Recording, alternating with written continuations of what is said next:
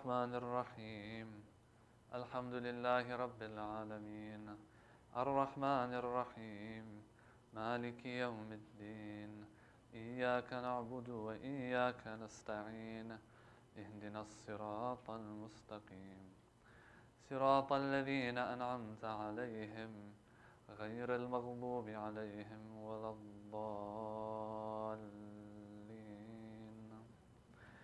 بسم الله الرحمن الرحيم قل هو الله أحد الله الصمد لم يلد ولم يولد ولم يكن له كفوا أحد كذلك الله ربي الله أكبر. اللهم صل على محمد وآل محمد. ربنا آتنا في الدنيا حسنة وفي الآخرة حسنة وقنا عذاب النار. الله أكبر. سبحان ربي العظيم وبحمده. سمع الله لمن حمده. الله أكبر.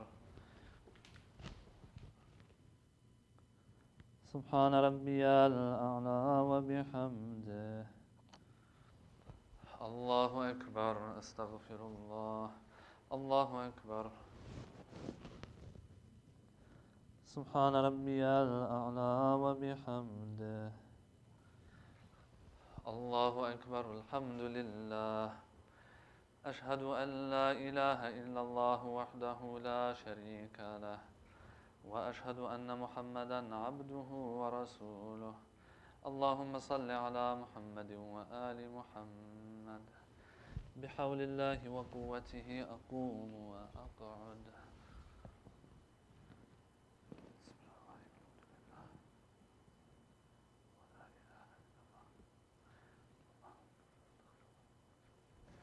الله أكبر. سبحان ربي العظيم وبحمده. سبحان الله. سمع الله لمن حمده. الله أكبر. سبحان ربي الأعلى وبحمده. الله أكبر. أستغفر الله. الله أكبر. سبحان ربي الأعلى وبحمده. اللهم صل على محمد وآل محمد. الله أكبر. الحمد لله. أشهد أن لا إله إلا الله وحده لا شريك له وأشهد أن محمدا عبده ورسوله. اللهم صل على محمد وآل محمد. السلام عليك أيها النبي ورحمة الله وبركاته. السلام علينا وعلى عباد الله الصالحين. السلام عليكم ورحمة الله وبركاته. الله أكبر. الله أكبر. الله أكبر. الله وملائكته يصلون على النبي يا أيها الذين آمنوا صلوا عليه وسلموا.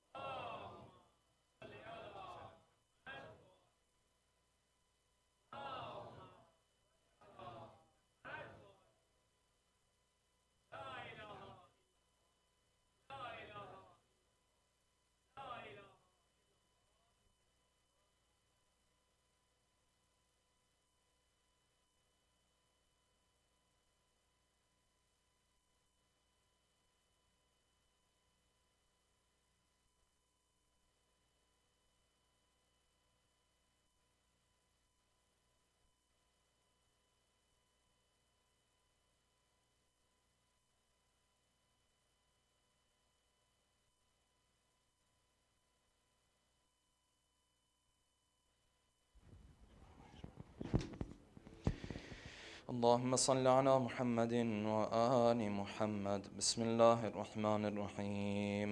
اللهم إني أسألك موجبات رحمتك وعزائم مغفرتك والنجاة من النار ومن كل بلية والفوز بالجنة والرضوان في دار السلام وجوار نبيك محمد عليه وآله السلام.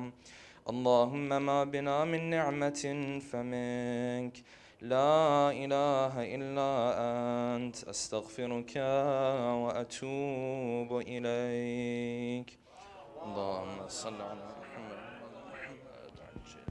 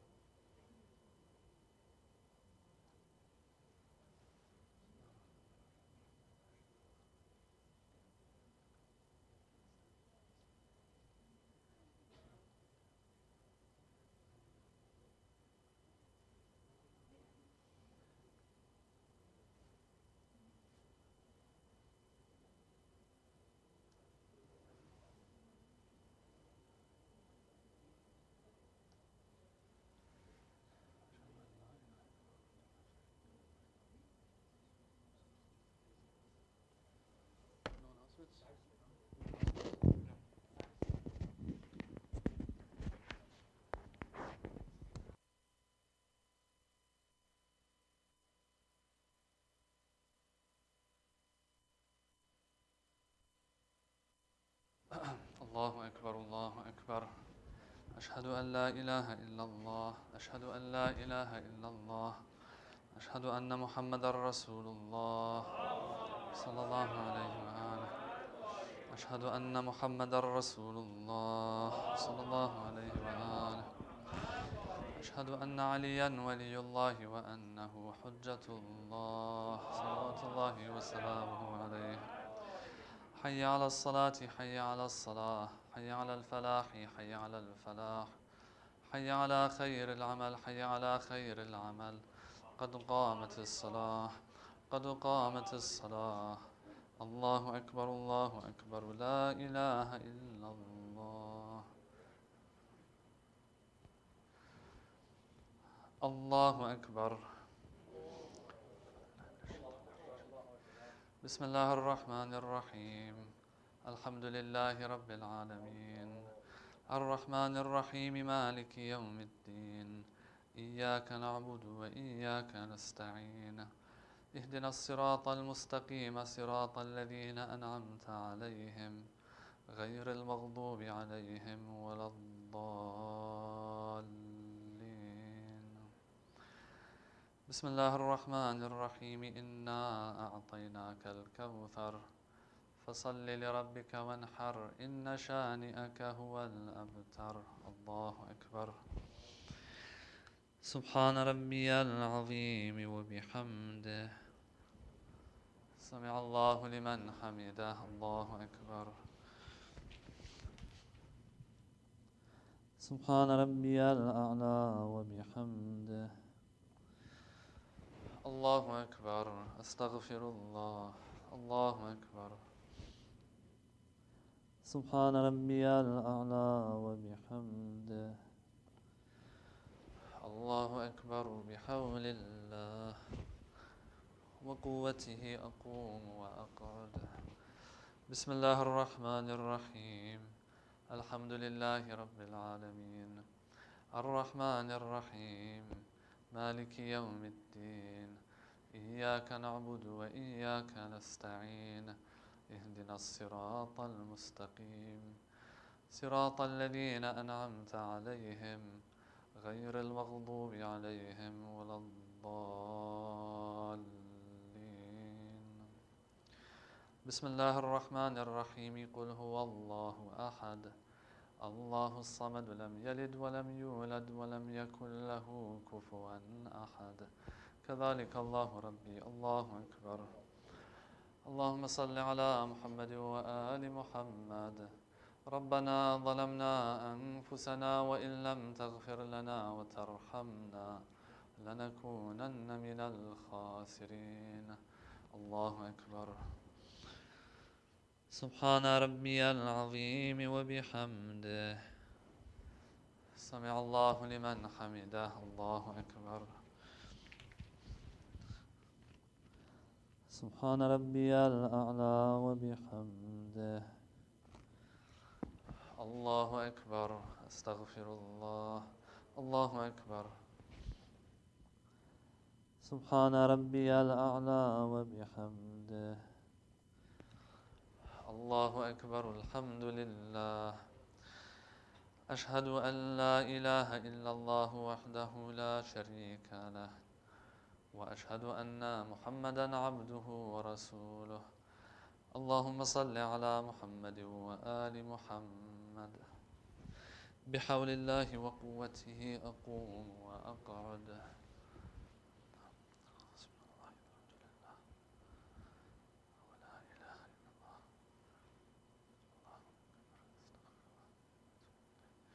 الله أكبر. سبحان ربي العظيم وبحمده. سمع الله لمن حمده. الله أكبر. سبحان ربي الأعلى وبحمده. الله أكبر. أستغفر الله. الله أكبر. سبحان ربي الأعلى وبحمده. الله أكبر. بحول الله وقوته أقوم وأقعد.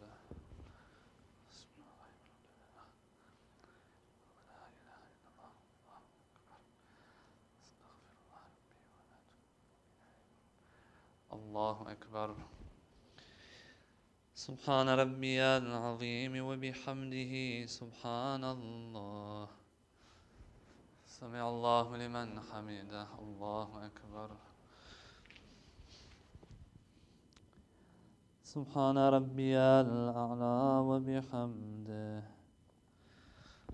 الله أكبر. أستغفر الله. الله أكبر.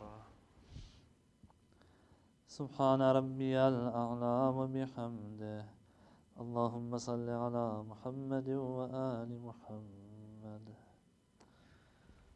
الله أكبر. الحمد لله.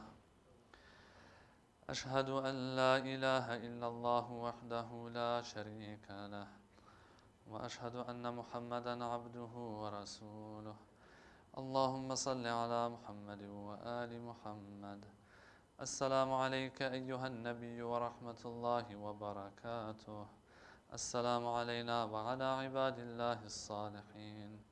السلام عليكم ورحمة الله وبركاته. الله أكبر. الله أكبر. الله أكبر.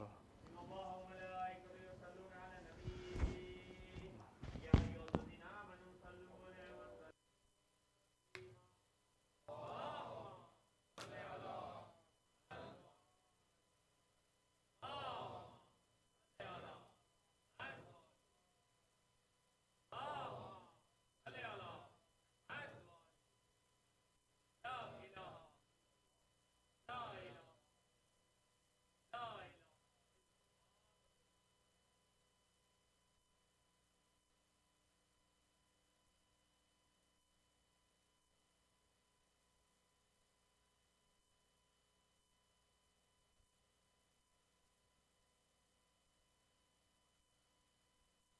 بسم الله الرحمن الرحيم. اللهم إنه ليس لي علم بموضع رزقي، وإنما أطلبه بخطرات تخطر على قلبي، فأجول في طلبه البلدان، فأنا فيما أنا طالب كالحيران، لا أدري في سهل هو أم في جبل، أم في أرض أم في سماء، أم في بر أم في بحر، وعلى يدي من ومن قبل من، وقد علمت أن علمه عندك وأسبابه بيدك، وأنت الذي تقسمه بلطفك وتسببه برحمتك. اللهم فصل على محمد وآله، واجعل يا رب رزقك لي واسعا، ومطلبه سهلا ومأخذه قريبا، ولا تعنني بطلب ما لم تقدر لي فيه رزقا، فإنك غني عن عذابي وأنا فقير إلى رحمتك. فصل على محمد وآله وجد على عبدك بفضلك إنك ذو فضل عظيم. اللهم صل على محمد وآل محمد.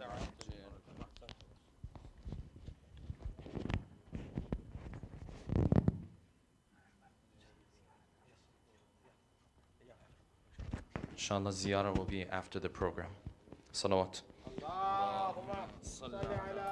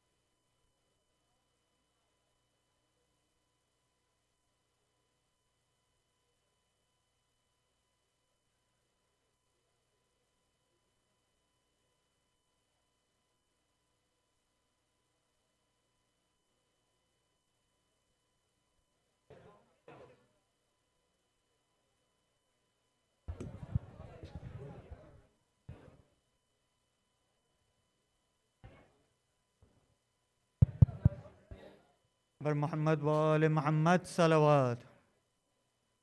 صل على محمد وآل محمد. Mu'mineen, let's all settle down so that we can start the program, inshallah.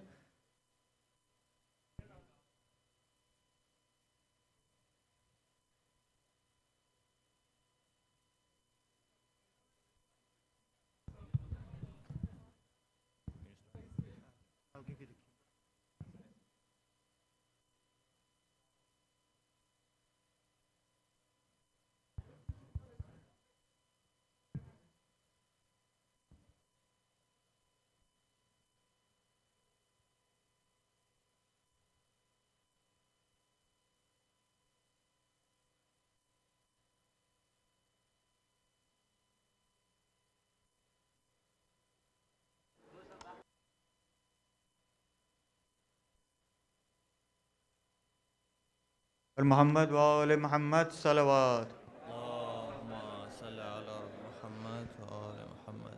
I would like to request Brother Daniel to start the program by the recitation of the Holy Quran. Ba'azi buland salawat. Allahumma salli ala Muhammad wa ala Muhammad. أعوذ بالله من الشيطان الرجيم. بسم الله الرحمن الرحيم. القارئة ما القارئة وما أدراك ما القارئة يوم يكون الناس كالفراش المبثوث وتكون الجبال كالإهن المنفوش فأما من ثقلت موازينه فهو في عيشة راضية وأما من خفت موازينه فأمه هاوية वमा अदराक मा हिया नारुन हामिया सदक़ल्लाहुल अलियुल अज़ीम।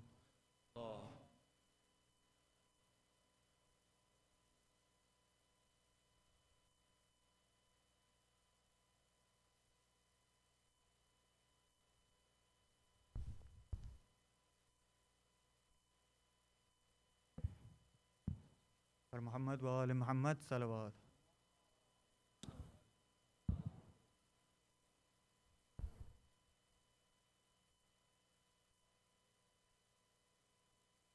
ऐ मोमिनो जब मजलिसे शबीर में आना, बच्चों का तुम्हें वास्ता ये भूल न जाना। ये सोच के जी खोल के तुम अश्क बहाना, मजलिस जहाँ होगी वहाँ आती है सकीना।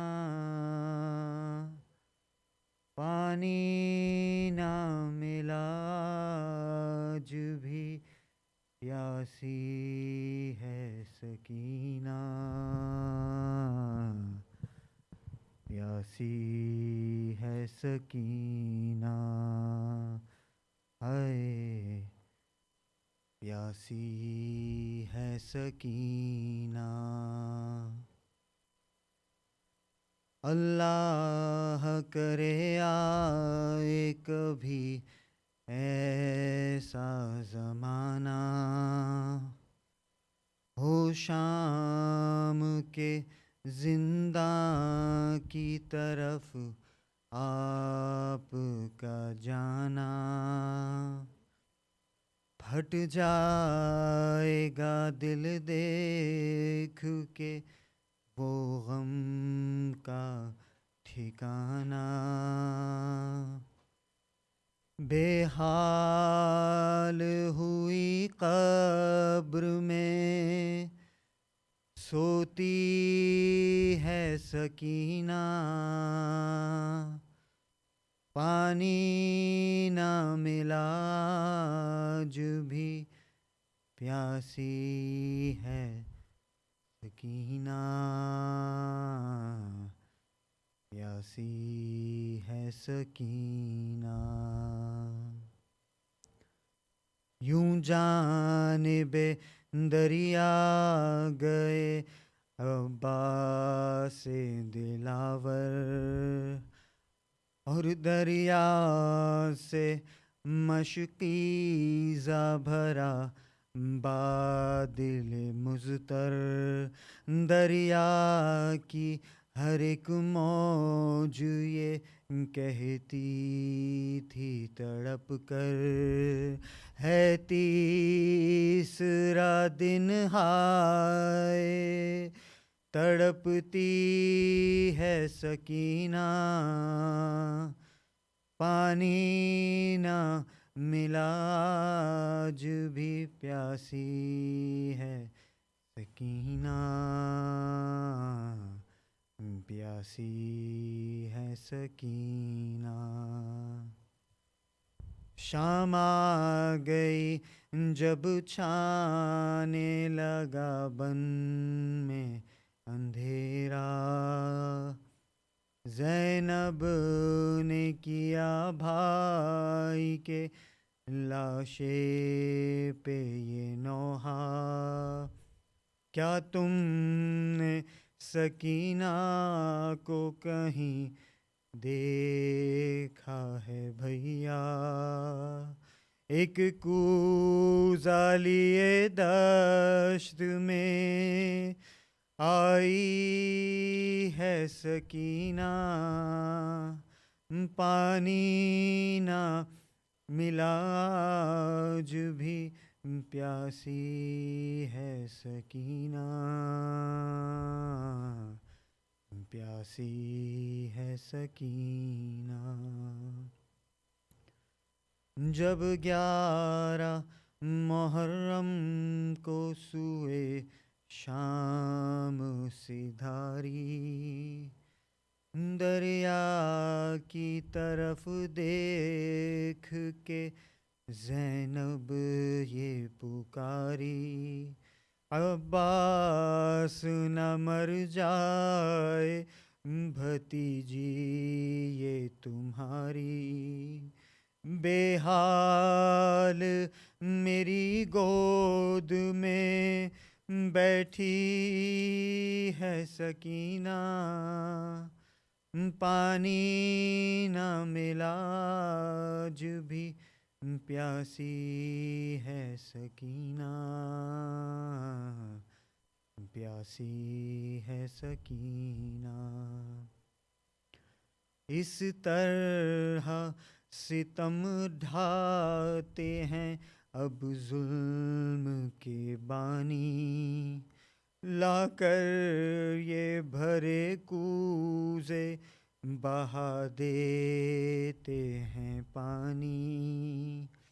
कुछ और भी बढ़ जाती है यूं तशना दहानी, भाई की तरफ देख के रोती है सकीना, पानी ना मिला आज भी प्यासी है सकीना,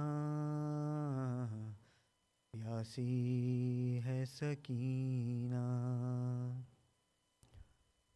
आंसू अभी बहची के नहीं पर थे थामे, फिर मार दिया दुर्रा किसी अहले सितम ने। सज्जाद को हर गम रुलाया इसी गम ने, इस उम्र में ये सख्तियाँ सहती है सकीना, पानी ना मिला आज भी प्यासी है सकीना, प्यासी है सकीना। ये जुल्म भी कम सिन पे सितमगारों ने ढाया, रखा है इसे कैद वहाँ पर यको तन्हा, रहता है जहाँ दिन में भी क़यामत का अंधेरा। डर डर के न मर जाए अकेली है सकीना, पानी ना मिला आज भी प्यासी है सकीना, प्यासी है सकीना। कहता है सुनो हाथों को जोड़े हुए गौहर, आज ऐसे बहे आँखों से अश्कों का समंदर, ये कहती हुई जाए ना शबीर की दुख्तर, लब खुश्क ज़बां सूखी है रोती है सकीना, पानी ना मिला आज भी प्यासी है सकीना, प्यासी है सकीना, है प्यासी है सकीना। पर मोहम्मद वाले मोहम्मद सल्लल्लाहु अलैहि वसल्लम।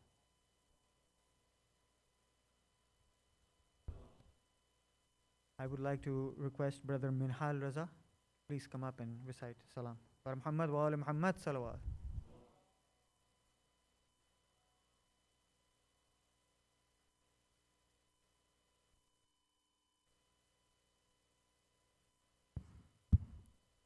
Recite a salawat. Muhammad wa ala Muhammad.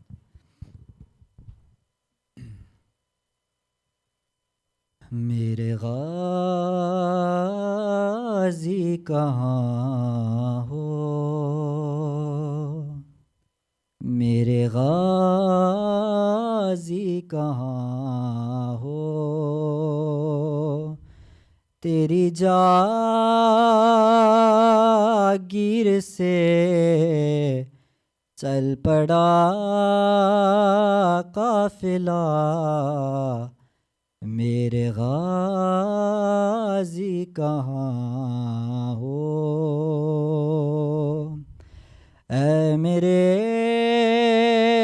बावफ़ा है बहन बेरदा, मेरे गाज़ी कहाँ हो। तुझको देखे बिना चैन आता नहीं,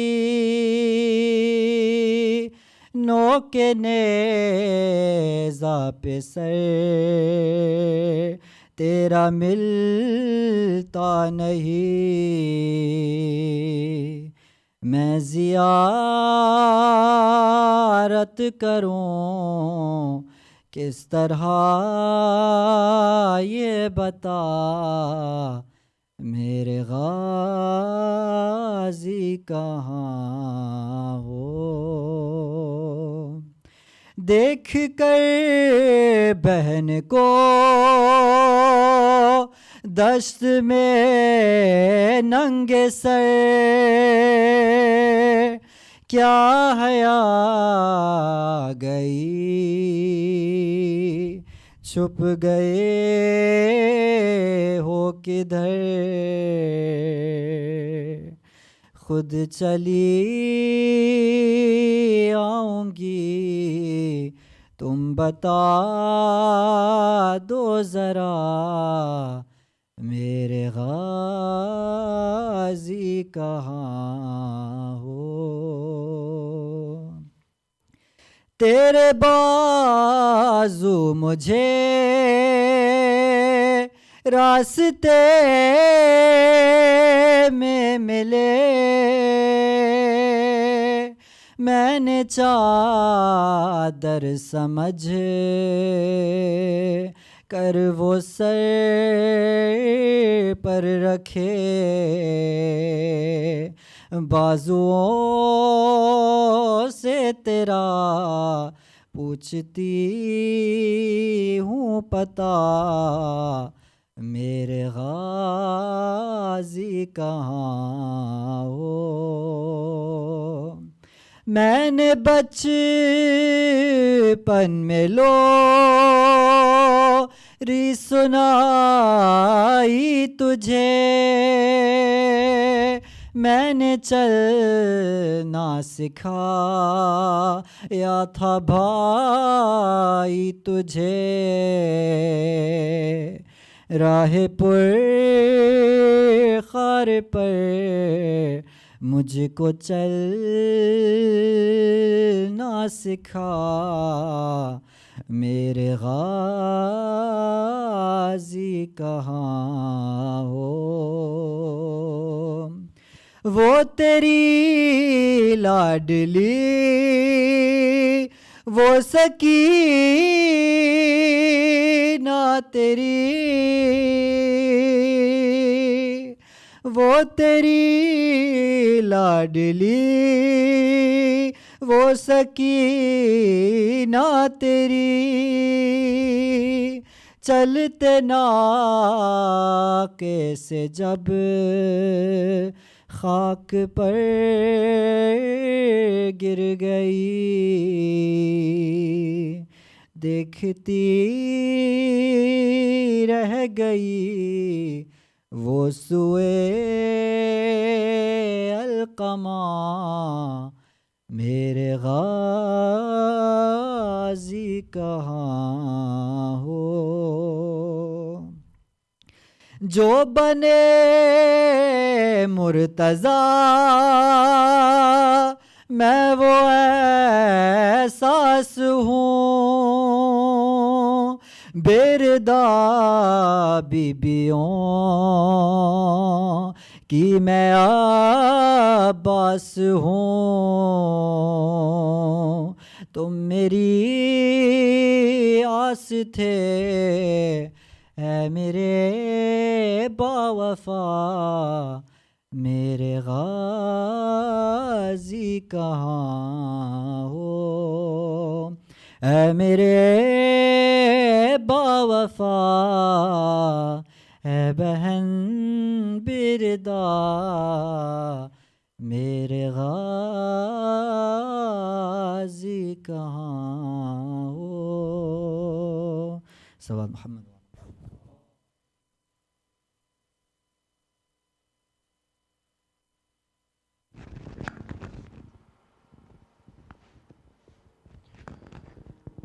Bismillahirrahmanirrahim. Respected scholars, elders, brothers and sisters in faith, Assalamu alaikum. उस रोज़ क़यामत पे भी आएगी क़यामत उस रोज़ क़यामत पे भी आएगी क़यामत महशर में अगर मांग ले इंसाफ Sakina. Broadly translated, if Bibi Sakina were to demand justice on Roz Mahshar, the day of judgment would see a reckoning like no other. May Imam Zamana Ajjalallahu Ta'ala Farajahu accept our mourning. May Allah hasten the return of the Imam Al-Mahdi Ajjalallahu Ta'ala Farajahu.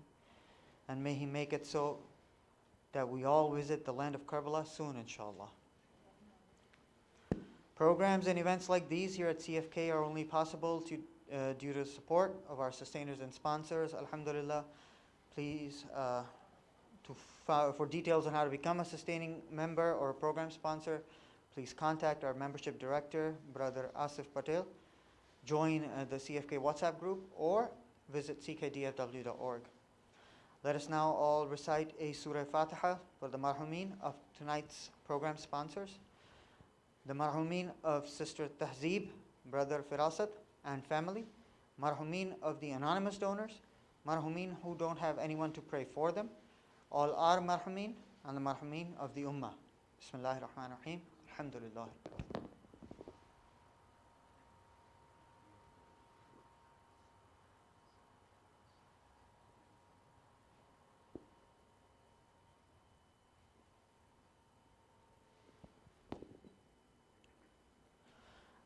Just a few reminders.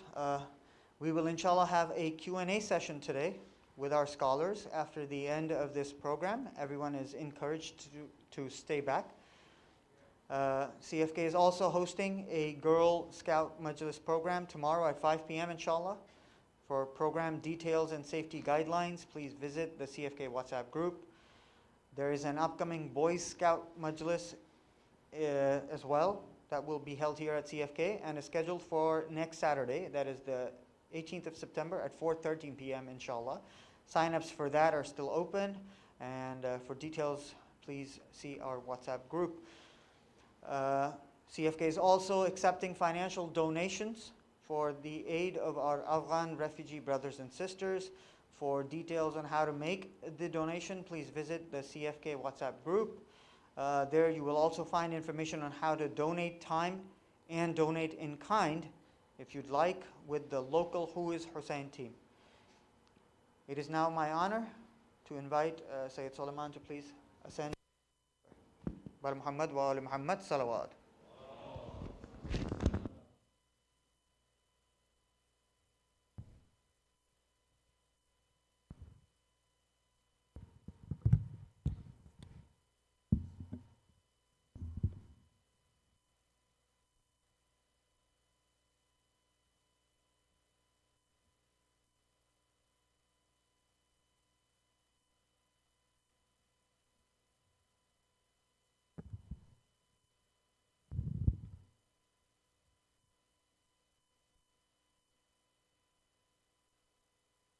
Surah Al-Fatiha.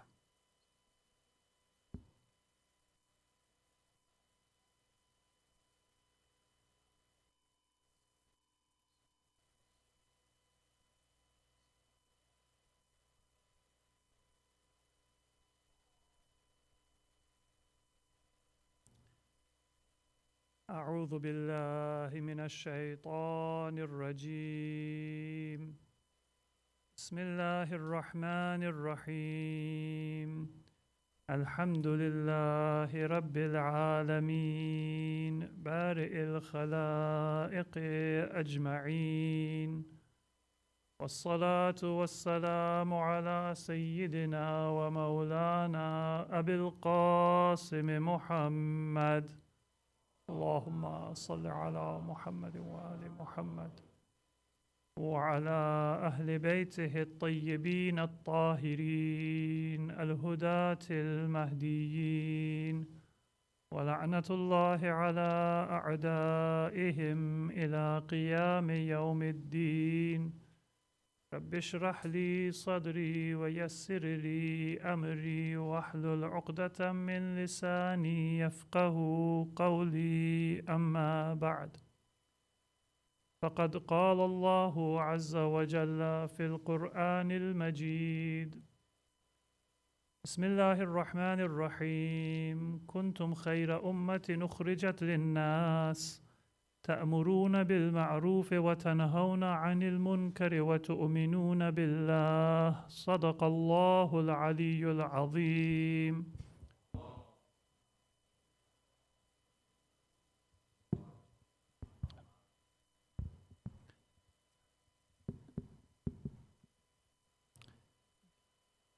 Dear brothers and sisters, respected Maulana, Assalamu alaikum wa rahmatullahi wa barakatuh.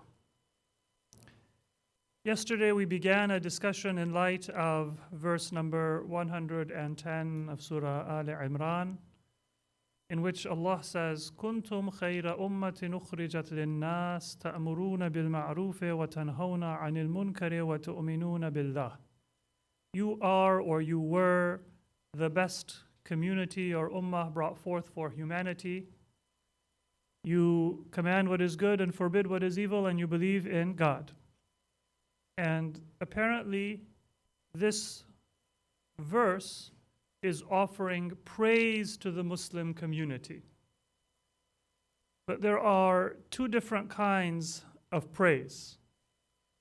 One is the kind of praise where you kind of expand your chest in pride.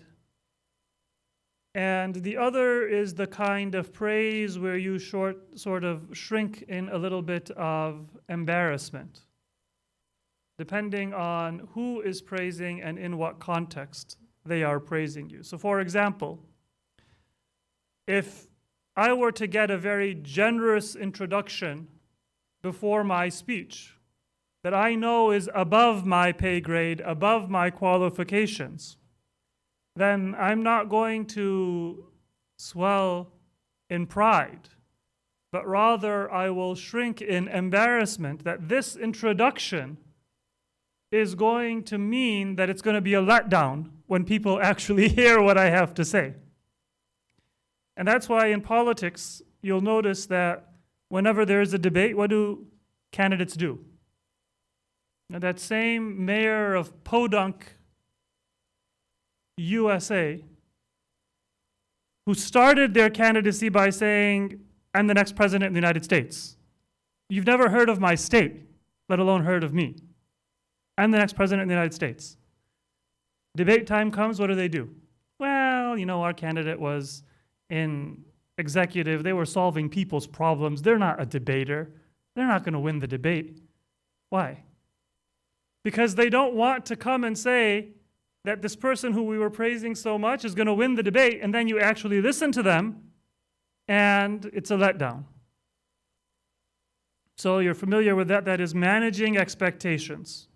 So that the story used to be the next morning, and now it's going to be online during the debate is, wow, this person is beating expectations. This person is blowing it out of the water. They're so much better than we thought, because they want the story to be that we're on the upswing and we have momentum and we're better than you thought.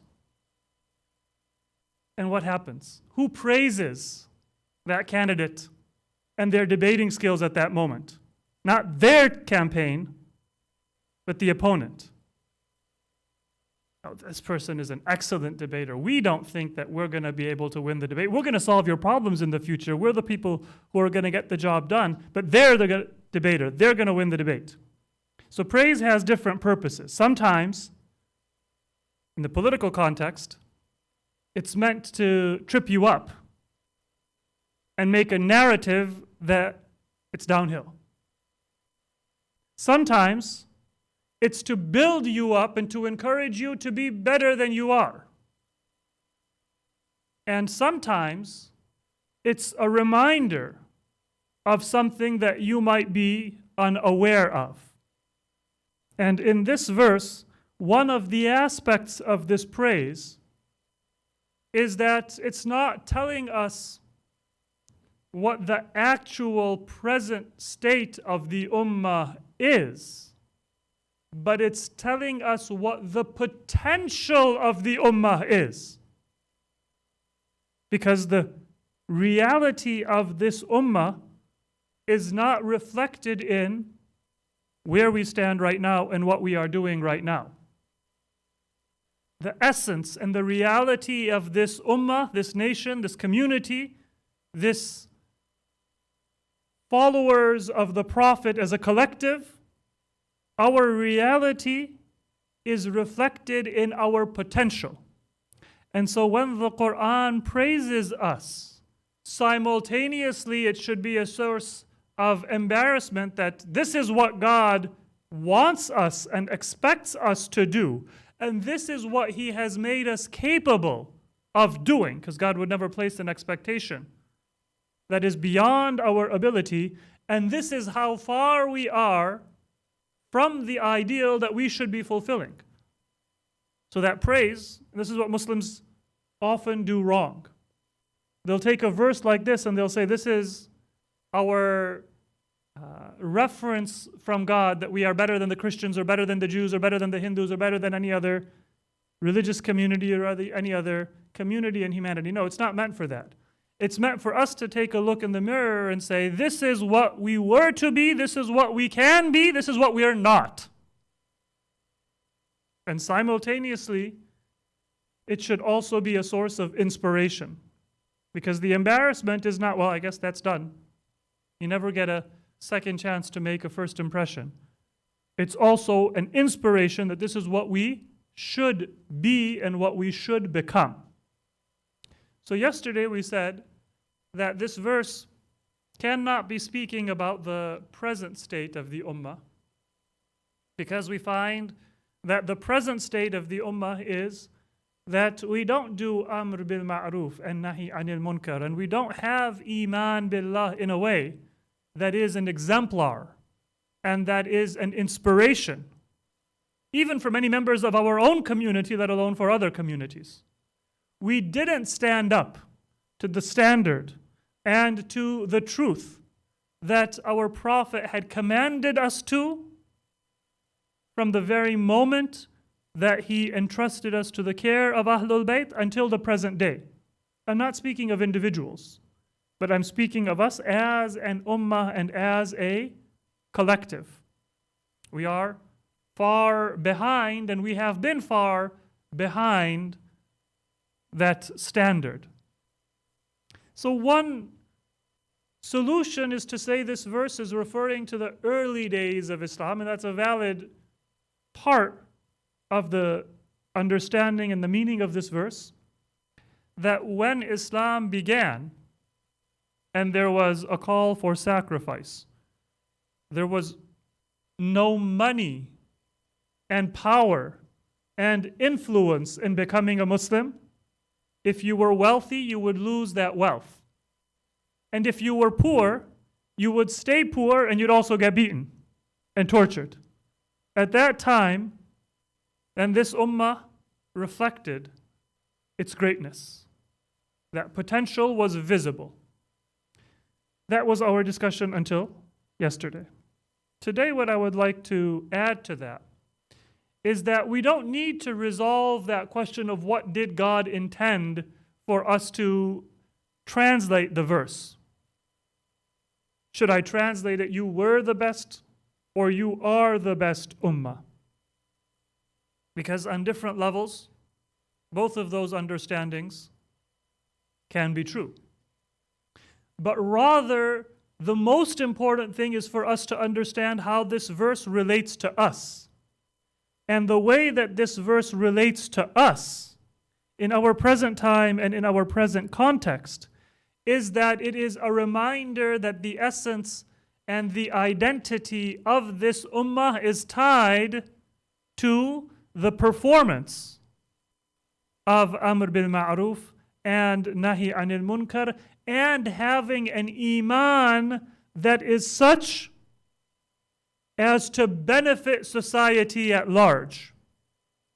Because otherwise, tu'minuna billah would not be related to ukhrijat linnas, if it's just my faith on a personal or an individual or an invisible level. It only makes sense for iman to be related to being brought forth to society if the effect and the benefit and the blessing of that iman is visible to society and benefits society. Otherwise, it might be a personal virtue, but it doesn't have anything to do with khayra ummatin ukhrijat linnas, the best community that's brought forth for people. So the identity and the essence of our ummah is tied to commanding what is good, forbidding what is evil, and having a form of visible iman and faith that brings blessing and benefit to society. And therefore, the better and the more completely these three attributes are performed by the ummah, the more this verse is applicable. And so with this view, in terms of the relevance and the application and the extension of this verse, it doesn't connect primarily to the past or to the present, but rather to the future. Because when will Amr bil Ma'ruf and Nahi Anil Munkar and Iman Billah be performed in their perfection and in their completion in a way that the effect and the blessing will be visible in every corner of the earth? The purpose of Amr bil Ma'ruf and Nahi Anil Munkar is the establishment of what is good and beneficial and the eradication of what is evil and harmful. And the purpose of that visible iman that will be a source of blessing for others is so that anybody who is looking for guidance will be able to find guidance. And that will take place when the proof and the authority and the hujjah of Allah is not hidden or in occultation, but will be present and will be visible and will be spreading that message visibly and publicly throughout society. And so on this level, the verse is a forward-looking verse and a verse that gives us hope and a close connection to the destiny and the future of our ummah. And so it's not inaccurate to say at this level that kuntum khayra ummatin, although it's usually translated you are the best ummah, and it's sometimes translated or it literally says you were the best ummah, in reality and in terms of the application and the extension and the culmination of this verse is you will be the best ummah through and because of and by your connection to Hujjat ibn al-Hassan al-Askari, al-Imam al-Mahdi. May Allah hasten his appearance. Sallu ala Muhammad wa alayhi. So I'm not talking here about tafsir at the level of a translation of the text, but about an understanding of what this verse is calling me to do. So there are two things that are simultaneously needed. One is for me to be embarrassed and to see how wrong society is, to have an appreciation of the evil that our society is steeped in. Because many of us, we think that the problems of society are material problems. Poverty, or hunger, or environmental degradation, or war. All of these are problems, but all of these are symptoms. The more I lose hope in any material or superficial or temporary stopgap solution, the more I am embarrassed about my own failings and the failing of my society, the more I will then look to a solution in those things that are not limited and temporary and superficial and false. And then I need to look to what will bring those outcomes. And so this verse is very closely connected to the concept of intidhar, and actively awaiting and placing our aspirations, our goals, our hopes in the future. And I emphasize this because many times when we are praised, we kind of think, all right, I got this covered. I'm not in trouble. I don't need to worry about it. That's the opposite effect of what this verse should have on us if we understand what it's actually saying. It's not, I'm not in trouble, I'm good. But rather, I am far away from the ideal.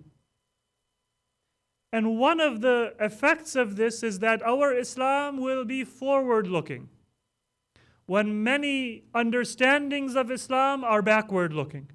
People are trying to recreate Riyasat-e-Madinah, or they're trying to recreate the era of the Sahaba, or they're trying to recreate the era of As-Salafus Salih, or they are trying to recreate some kind of imagined golden era of Islam.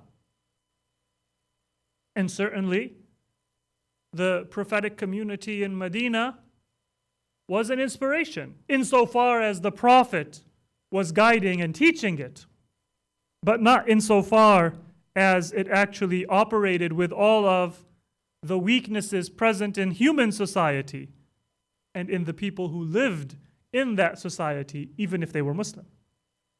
We're not trying to recreate a romanticized version of a golden age of Islam. Our Islam is not inherently backward-looking or regressive. It's forward-looking, but not forward-looking as a progressive is forward-looking. Why? Because a progressive thinks that the future will lead to progress in terms of the development of human society on human terms.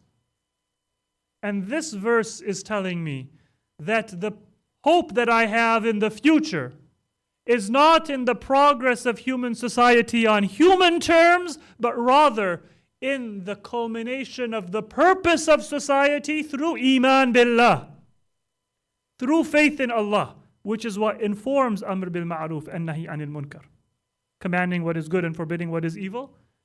Because whether that evil be an evil that God revealed or an evil that I understand through my sound human nature, whether the good be a good that God has revealed or a good that I understand through my sound human nature, in both cases it comes from God.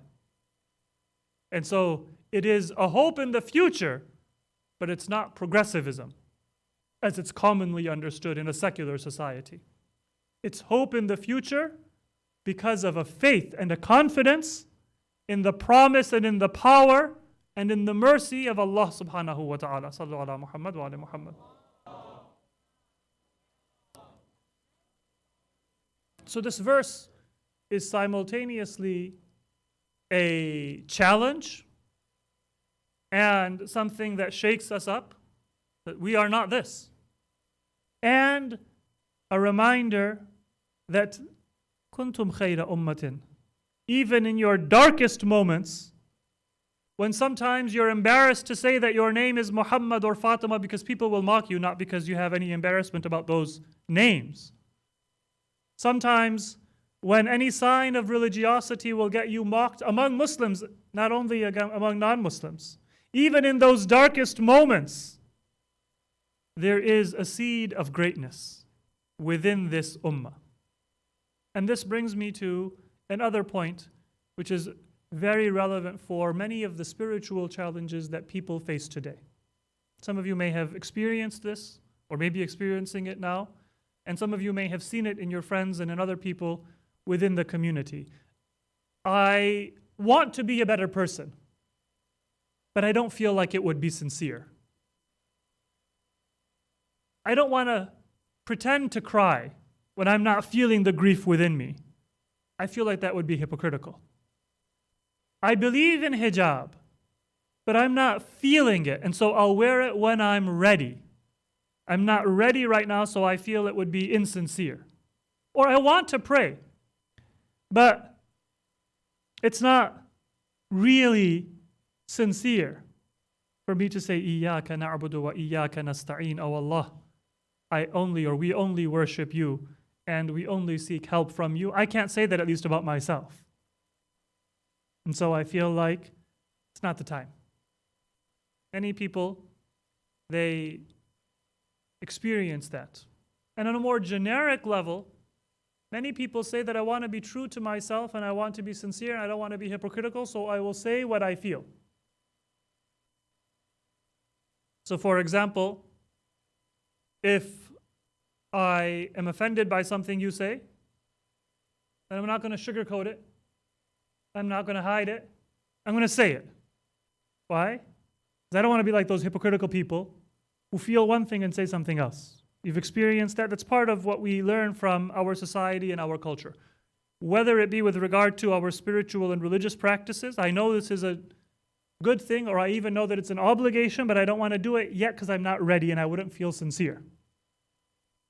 This is based on a misunderstanding of what is the nature of being true to yourself and what is the nature of being sincere and what is the nature of being a hypocrite.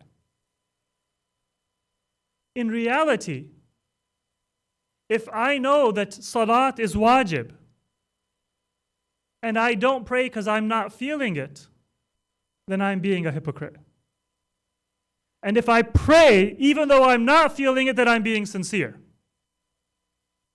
If you are my parent and you are frustrating because you are backwards and you never listen to me and you always rush to judgment, and I know that I'm supposed to show you respect, but God, you make it hard. If I give you a piece of my mind, I'm being a hypocrite. And if I hold my tongue, I'm being sincere. Because if God says this is what you should do, and then God tells me this is what you are capable of doing, then to do what I should do and what I'm capable of doing and to live up to my potential is being sincere. And to say to God, to hell with your blessings. What bigger hypocrisy and more than hypocrisy, stupidity is there than that?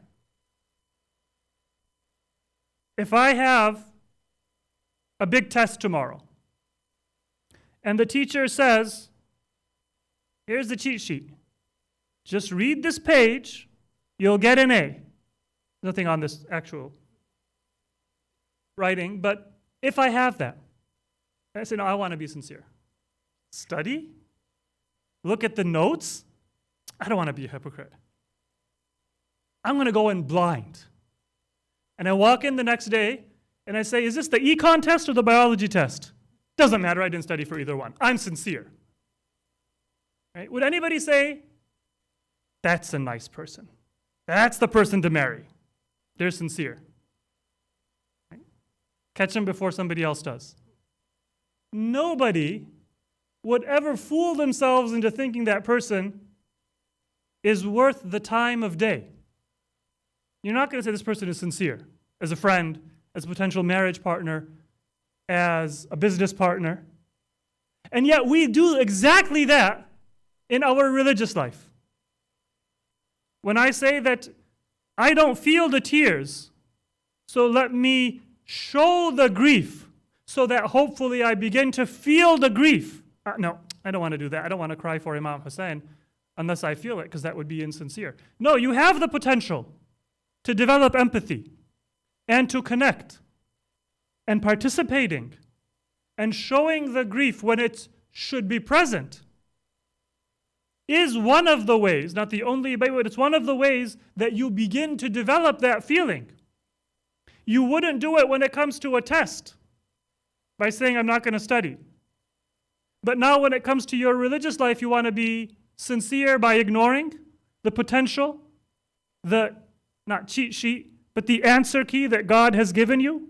Because every time God says this is an obligation, He's telling you this is possible. This is potential that you have within you. You can do it. To be true to yourself is not to express what you are thinking or what you are feeling right now. To be true to yourself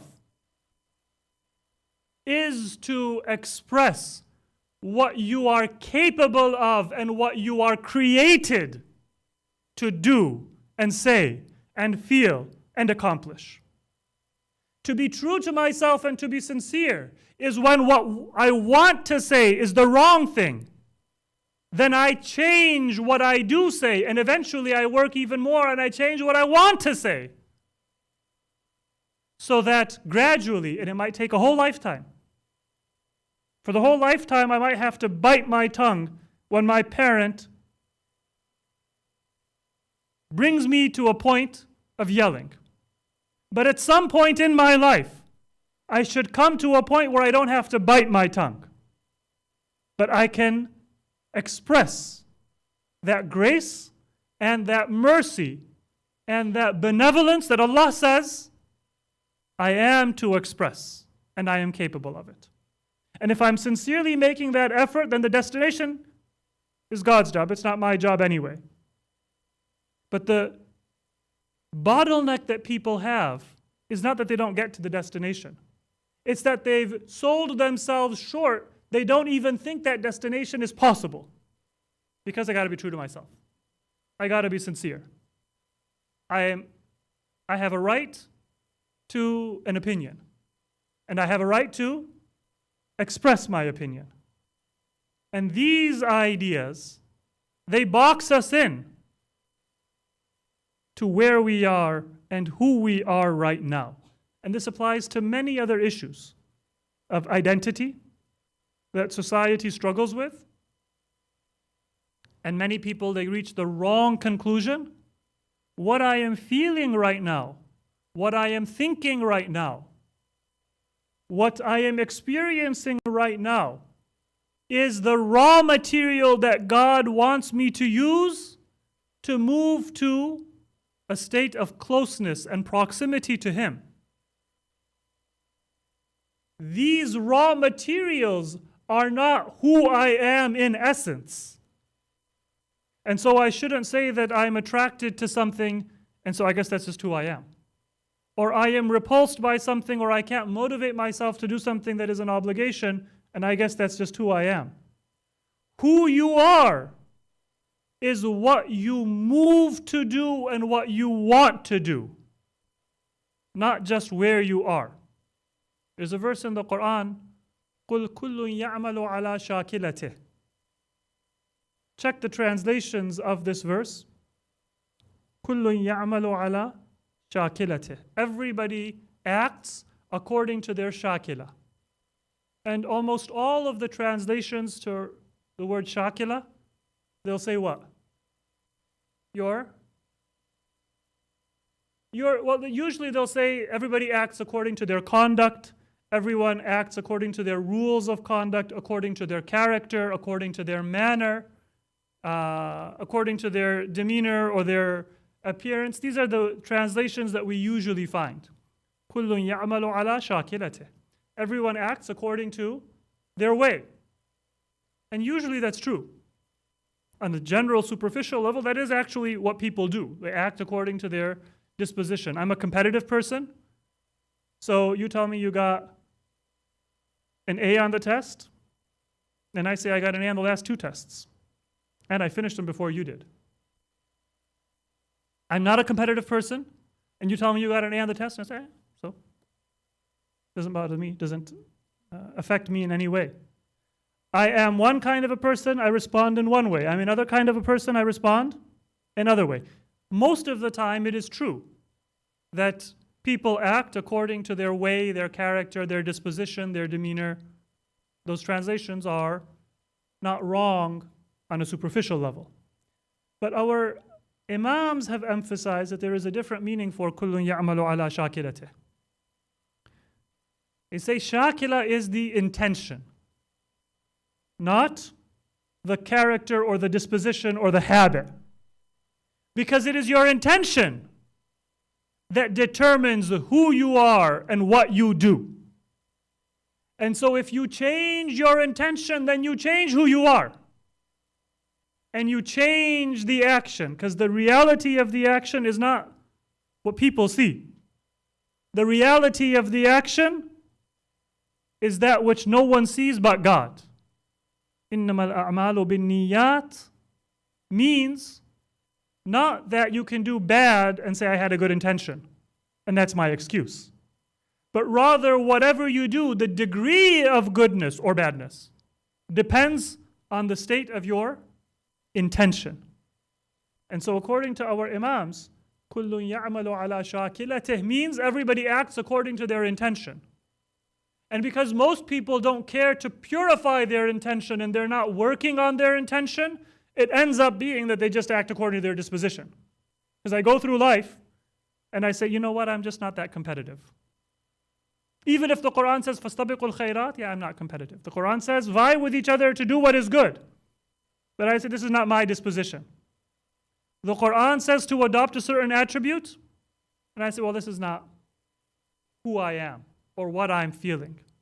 But if I decide that I am going to be a Quranic person, I am going to be a prophetic person, the Quran says the Prophet is an uswa and an exemplar, and I am going to try to adopt the character and the practice of that role model and that exemplar, then kullun ya'malu ala shakilatih tells me that I will be able to transform myself. And I am not limited to who I was or who I am. And because people don't understand this, they make two mistakes. Just to introduce that topic and the importance of the niyyah, let me mention a story from the time of our beloved Prophet Muhammad Mustafa sallallahu alaihi wa alihi. And then I'll mention those two mistakes that many people make. In the time of the Prophet, there was a person in Medina, and he was working very professionally, very hard. Probably he had dressed well, groomed himself, was working kind of professionally and efficiently. And I don't know if you guys have experienced this, but there are some places where there is a counterculture that looks down upon people who talk like they're really educated or are adopting good practices that are not part of that subculture. I'm not talking about pretending to be somebody that you're not. Like for me to pretend to have a British accent so I can sound more educated. That actually is inauthentic. I've tried it, it didn't work, at least for me. I'm talking though, let's say that my subculture is one where there's a lot of swear words that are used. Like everything ends in a swear word or an obscenity. Right? We refer to people without adab and etiquette. Now this is not about being fake or trying to pretend to be somebody that I'm not. This is about trying to adopt a good attribute. And sometimes in certain subcultures or countercultures, what do we have? Look at you. Pretending like you didn't come from the hood. Pretending that you're not one of us. Oh, talking all fancy and all respectable. Using all those big words. You know what I'm talking about? That there is a kind of sort of looking down on something as inauthentic because it's not familiar, even if it is good. And so therefore it's not inauthentic to our human nature, it's just inauthentic to our habit. So in Medina there was this kind of a thing where people had an image of what is a pious person. And a pious person doesn't look professional, because to look and act professional, you have to be organized and you have to be able to manage things in this world. And a pious person is only concerned about God. And so their hair should be a mess, their clothing should be a mess, their house should be a mess. Because they're only praying and fasting and reading Quran and doing dua all the time. They're always fasting. So they're not going to ever be able to look successful in a worldly affair. And so when the people in the time of the Prophet saw that person with that professional demeanor, they said, لَوْ كَانَ هَذَا فِي سَبِيلِ اللَّهِ. If only this were in the way of Allah. This energy this person is showing, if they had been doing it for the sake of Allah. And the Prophet said, what do you know? Why this person is working this hard and this professionally? If this person has young children and they are working in order to take care of their family, then this is sabilullah. If they have elderly parents and they're working in order to care for their elderly parents, then it is sabilullah. And even if it's not for children and it's not for parents, if this person is earning a livelihood so they can live an independent and a dignified and a chaste life, then it is sabilullah. The only time it's not sabilullah is if the person is doing this riya'an wa mufakharatan. So they can say, I have a better house than you. I have a bigger car, a bigger house, a better car, a fancier phone, a better material life than you. If it's riya'an wa mufakharatan, then it's not sabilullah. But otherwise, you can't tell whether it's sabilullah by the superficial part. You can only tell by looking at the intention. Now, of course, if you're bidding $100,000 on a fancy license plate to put on a car just to show off, you don't really need to do a lot of effort to read that person's intention. There are certain things that intrinsically are riya and mufakhara, they're showing off. But for the vast majority of actions, it might seem like it is showing off.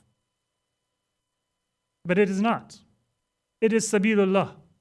This was an accusation made against Imam Ali, that he smiles whenever he does a good thing. And Imam Ali, he praised himself in numerous sermons. Imam Hassan alayhi salam, after the martyrdom of Imam Ali, praised himself. Imam Zainul Abidin, in the court of Yazid, praised himself. But that's not riya and mufakhara. That is sabilullah, because what more humble and sincere act can there be than to save somebody from eternal damnation by telling them what is the source of guidance that can illuminate their life and bring them to heaven in the hereafter. So just looking at the superficial action of Imam Ali, people will say that, oh, he thinks so highly of himself. But that smile was a smile of gratitude that Allah allowed me to sacrifice in His path. Not a smile of pride that I defeated the enemy or I killed more of the enemy warriors than other people in the army. That is the reality of the action. كُلٌّ يَعْمَلُ عَلَى شَاكِلَتِهِ. Everybody acts according to their intention. So what are the two mistakes that people make? And then inshallah we will begin to conclude for today. One is that because we think we can't change, we dissociate from our actions. So every racist that has posted something racist online or said something racist, that's not who I am. That is exactly who you are, that's why you said it. But why do people say, that's not who I am? That does not reflect the reality of who I am. Why do they say that? Because if they admit that that does reflect the reality of who they are, then that makes them a bad person. And because I think that who I am doesn't change, I don't want to be a bad person. And so I have an entire Twitter feed of racist, chauvinist, and verbally abusive or violent material, but I'll say that's not really who I am. I don't know what came over me. I look back on it and it's almost as if that was a different person. Where does this mistake come from? It comes from maybe subconsciously a desire to avoid responsibility, but it comes from a lack of understanding of the reality of the soul. And what makes us who we are is above all else our intention. Some people go one step further. They say, well, I've grown a lot since 2 weeks ago when I posted all that racist material, or 10 years ago. They think time allows you to grow and change, but it's not time. In essence, it is the intention. And so when we realize that, then it makes it easy for us to take responsibility for our actions and therefore to change them. Because I realize that the fact that I am a bad person because I do bad things and I say bad things does not mean that I have to be a bad person. And it's not going to take time for me to be a better person. It can be an instant. If I decide with sincerity to be a better person, then I am a different person. That's one mistake with regard to ourselves, and the other mistake is that we generally don't find it easy to forgive other people because we forget that who that person is not based on their actions or their past, but it is based on their intention at that moment. And the best example of this is the Quran, when it tells the story of Prophet Yusuf. Imagine that your brothers trick your father into letting you go with them, and then they leave you for dead. They had to fight with each other not to kill you. And so they said, well, he's, our blood. We can't really kill him. Let's just throw him down a well. And then many years later, you meet them. They don't know who you are. They come to you. You help them.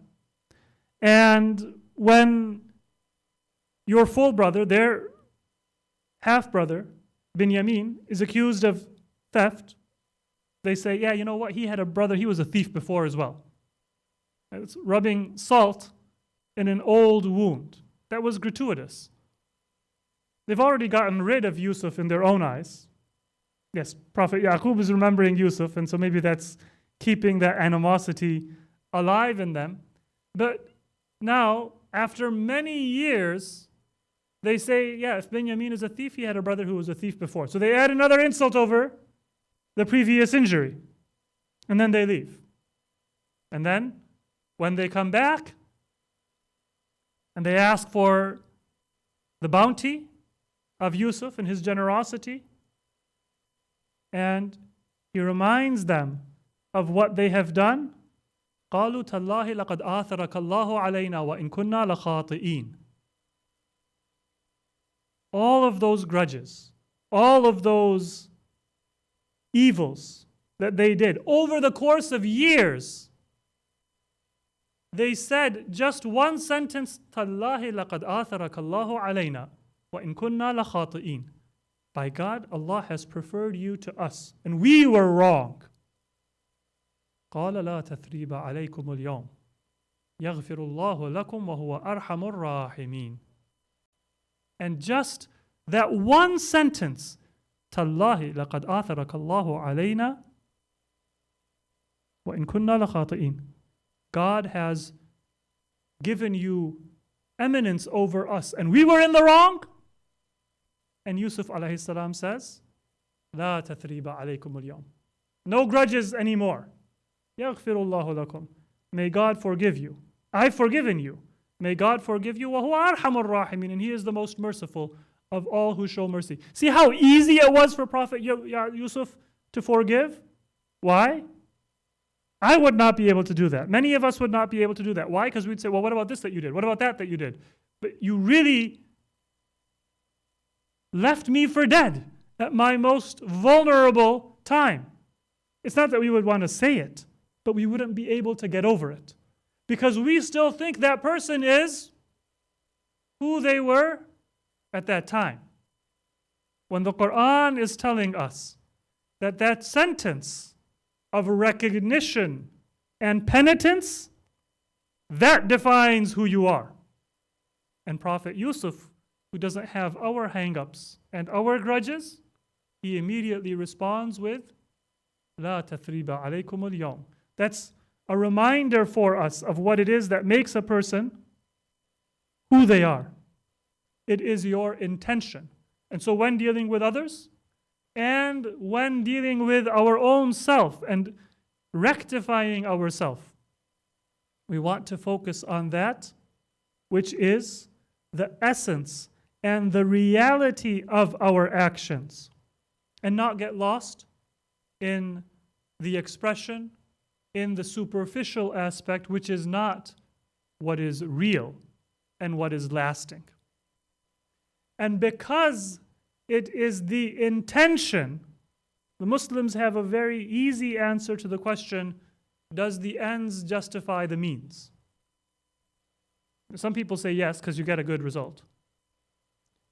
And some people say no, because if you take a bad path to try to get a good result, you've committed a sin.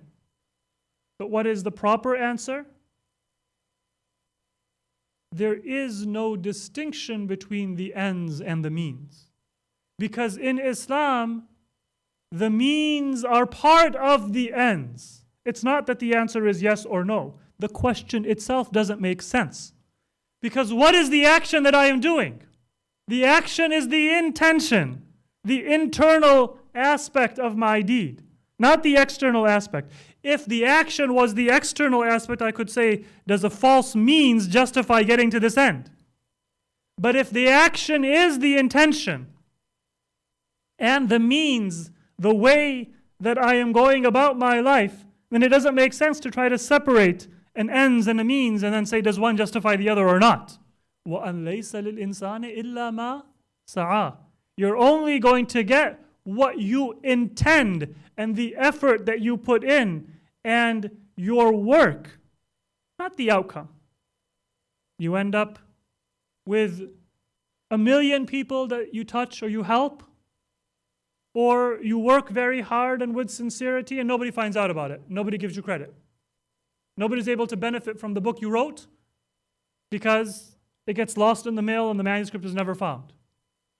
Those two outcomes make no difference. Because whether your book hits the bestseller list and millions of people convert to Islam through it, or nobody finds out, you're not getting either one of those. What are you getting? وَأَنْ لَيْسَ لِلْإِنسَانِ إِلَّا مَا سَعَى.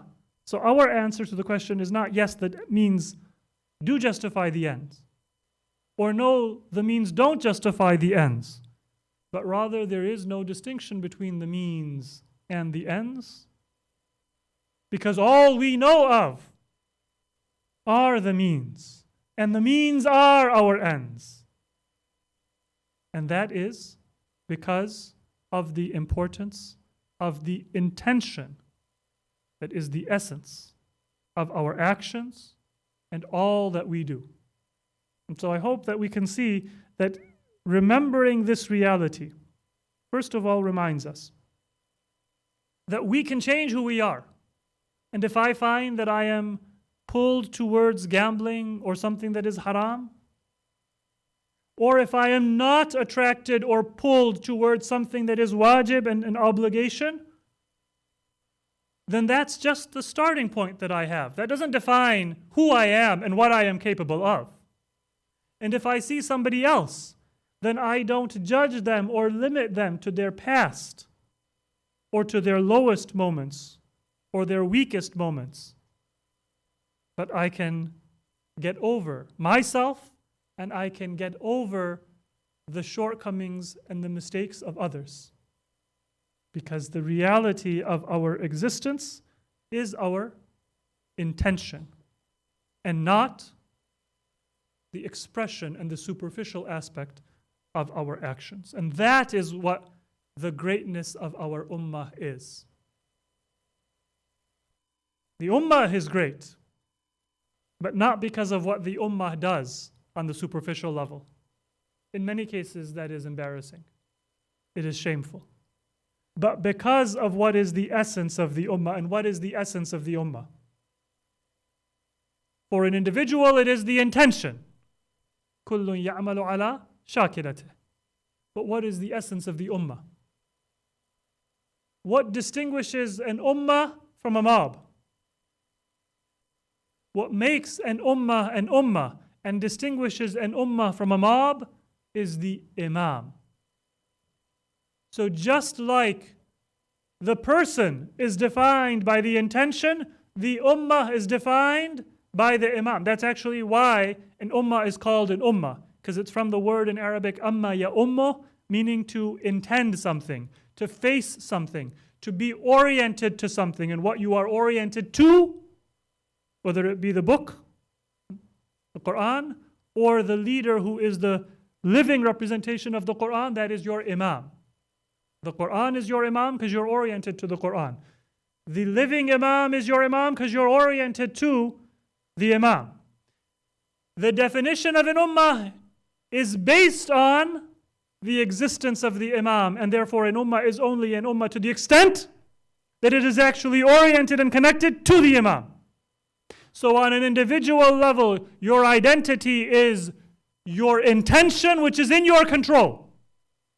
And on a communal level, your identity is your connection to the imam, which is your responsibility.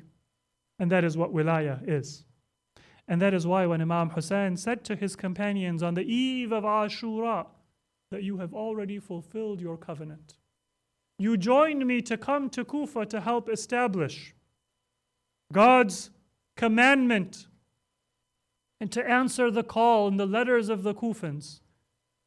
But we have come to know that Muslim ibn Aqil has been martyred. The Kufans have turned their back. They have abandoned us. These people want my blood. They don't want your blood. So go without shame. Go without embarrassment. And if you feel some embarrassment, then take the hand of one of the children of my family and bring them to safety. So when you remember this night, you won't think that you abandoned Imam Hussein. You will think that I saved a family member of Imam Hussein from death or from captivity. That was the mercy of Imam Hussein. And they stood up one after another. Abu al-Fadl al-Abbas, and then Habib ibn Mudahir, and then Muslim ibn Awsaja. Said, "Oh Imam, where would we go? What life would we live if you are not in our midst? Our existence, our ummah, is because of the Imam. And if our imam is surrounded,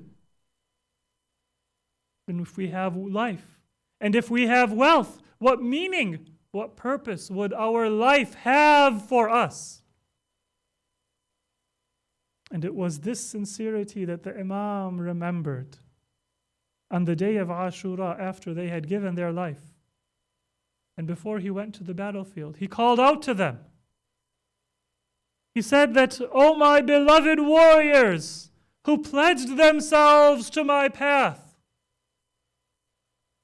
may God accept your sacrifice. Now Hussein goes alone to face the enemy."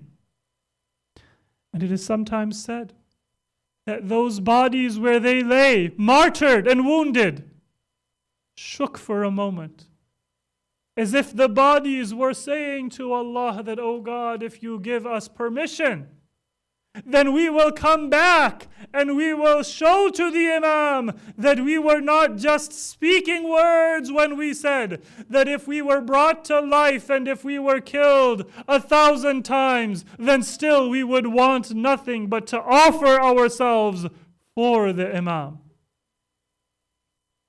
And then on that eve of Ashura, Imam Hussein said to each of them that God is going to bless you with martyrdom. Let me show you the scene of your martyrdom. And as the Imam showed them through the bounty of Allah how they were going to be martyred, and as they saw where and how they would breathe their last, they were looking at their death.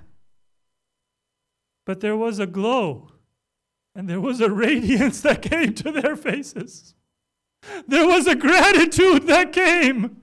to their hearts that this is what God has deemed us worthy of, to give our lives in the company of our Imam, because they knew their existence was because of the Imam.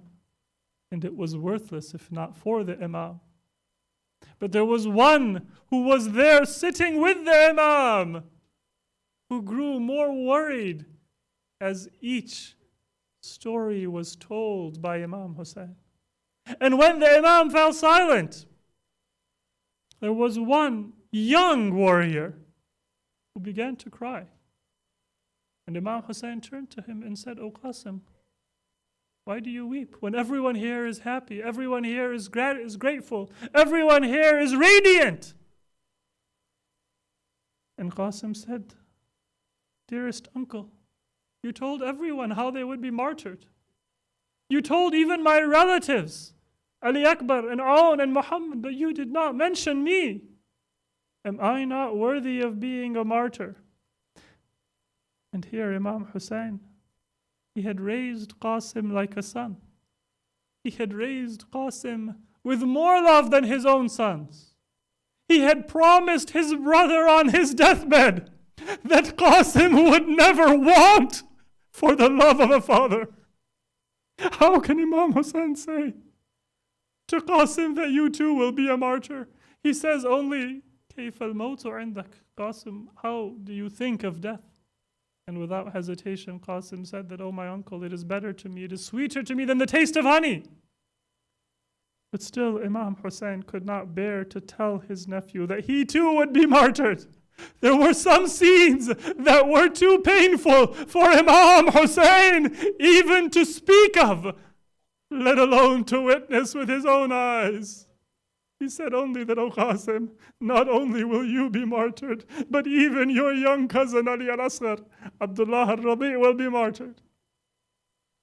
And here for a moment, Qasim forgot his own desire for martyrdom, and he said, "Ali Asghar, a 6-month-old infant, he can't walk. Will the enemy attack the tents?"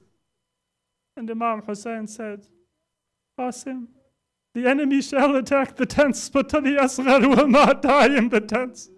I will take him in my arms, and I will stand before the enemy, and I will hold my dying son in my arms and say that if you have a crime against me, then there is no crime for this innocent child. Save its life with a drop of water, and my son will be martyred in my arms. Inna lillahi wa inna ilayhi raji'un. وسيعلم الذين ظلموا أي منقلب ينقلبون." ماتم حسين.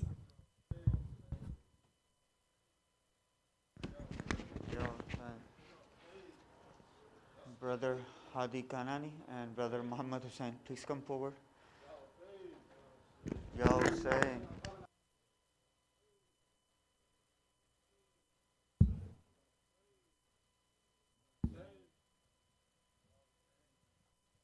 Ya Hussein.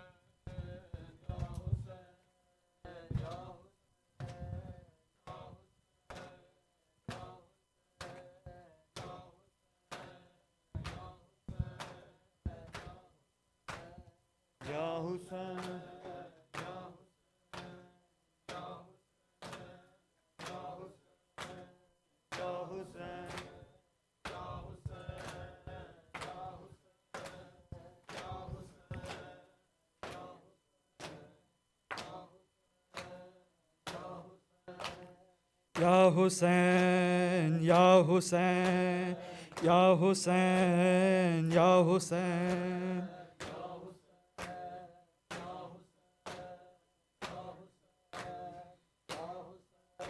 बाजार है पत्थर है ज़ैनब का खुला sir है बाजार है पत्थर है ज़ैनब का खुला सर है बाजार है पत्थर है ज़ैनब का खुला सर है हर ज़ख्म पे शुक्राना हर ज़ख्म पे शुक्राना ज़ैनब के लबों पर है बाजार है पत्थर है का खुला सर है, बाजार है पत्थर है का खुला सर है। एक गिरिया खूनी की जाती ही नहीं लाली, सज्जाद की आँखों को देखा ही नहीं खाली, या खून है आँखों में, या खून है आँखों में, या शाम का मंजर है, बाजार है पत्थर है का खुला सर है, बाजार है पत्थर है खुला सर है। लटका दर गुफा पर देखा है कोई लाशा, क्यों चौब से महमिल की ज़ैनब ने सर मारा, ऐ वक्त लहू, ऐ वक्त लहू से क्यों, ऐ वक्त लहू से क्यों ज़ैनब की जबी तर है, बाजार है पत्थर है ज़ैनब का खुला सर है, बाजार है पत्थर है ज़ैनब का खुला सर है। ये शोर बुका क्या है, मातम की सदा क्या है, तौहीद बचाए जो वो करे वो भला क्या है, या है सारे सरवर या है सारे सरवर या ज़ैनब तेरी चादर है, बाजार है पत्थर है ज़ैनब का खुला सर है, बाजार है पत्थर है ज़ैनब का खुला सर है। टकराती है सर अपना जाए तो कहाँ जाए, मासूम सकीना को गश आए के मौत आए, उसके लिए जिंदा में, उसके लिए जिंदा में बस खाक का बिस्तर है, बाजार है पत्थर है ज़ैनब का खुला सर है, बाजार है पत्थर है ज़ैनब का खुला सर है, बाजार है पत्थर है ज़ैनब। क्यों हाय हुसैना का एक शोर सा उठता है, सरगाज़ी का नेज़े से क्यों खाक पे गिरता है, गाजी की बहन शायद, गाजी की बहन शायद बलवे में खुले सर है, बाजार है पत्थर है ज़ैनब का खुला सर है, बाजार है पत्थर है ज़ैनब का खुला सर है। मक़तल खुदा जाने क्या छीन लिया इसका, एक हाथ कलेजे पर रहता है धरा जिसका, लगता है मुझे शायद, लगता है मुझे शायद ये मादर अकबर है, बाजार है पत्थर है का खुला सर है, बाजार है पत्थर है ज़ैनब का खुला सर है। एक कर वो बला अव्वल, एक कर वो बला आखिर, कहते हैं नवेद उसको शबीर जो है ज़ाहिर और जो पासे पर्दा है, और जो पासे पर्दा है वो ज़ैनब मुज़तर है। बाजार है पत्थर है, ज़ैनब का खुला सर है।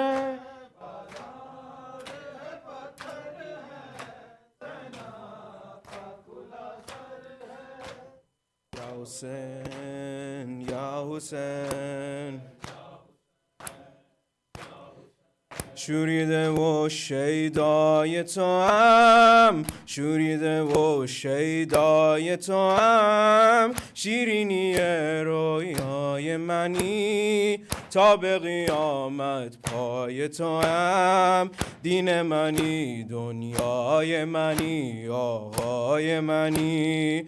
The luminous moon lighting the way, the luminous moon lighting the way, the rising sun that brightens the day. Heaven without you would be in flames. You're the heaven in Karbala, in Karbala. From Karbala, Karbala, Karbala to Karbala, Karbala, Karbala. I left my heart in Karbala. From Karbala, Karbala, Karbala to Karbala. I left my heart in Karbala, in Karbala. فانی در ذات احدی جان ابو فاضل مددی. فانی در ذات احدی جان ابو فاضل مددی. عاشق عشق ناب تو هم، صاحب من ارباب منی آقای منی. Your visitors offer you their hands, your visitors offer you their hands. Enemies will never understand. How can the water lose to the sand? How can the thirst win in Karbala? When will we meet again, Ya Hussein? When will we meet again, Ya Hussein? When under your dome will I grieve again? From Najaf will I walk to Karbala. From Karbala, Karbala, Karbala to Karbala. I left my heart in Karbala. From Karbala, Karbala to Karbala, Karbala, Karbala. I left my heart in Karbala, in Karbala. شوریده و شیدای تو هم، شوریده و شیدای تو هم، شیرینی رویای منی تا به قیامت پای تو هم، دین منی دنیای منی آقای منی. The luminous moon lighting the way, the luminous moon lighting the way, the rising sun that brightens the day. Heaven without you would be in flames. You're the heaven in Karbala, in Karbala. From Karbala, Karbala, Karbala to Karbala, Karbala, Karbala. I left my heart in Karbala, in Karbala. Ya Hussein.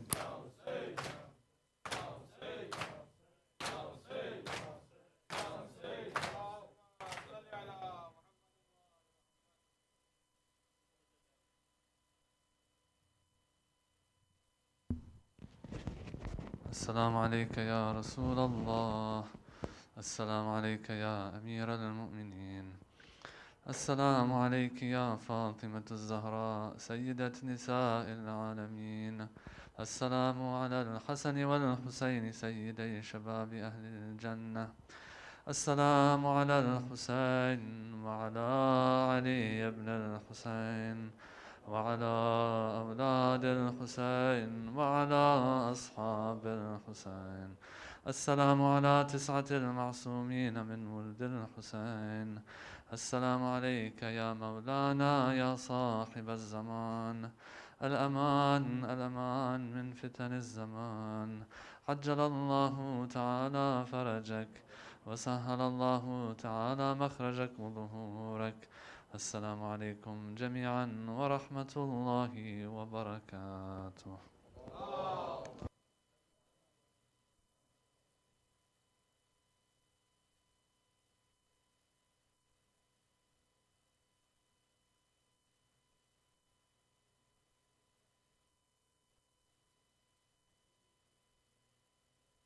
Inshallah, we're going to begin the Q&A session with Sayyid in just a few minutes.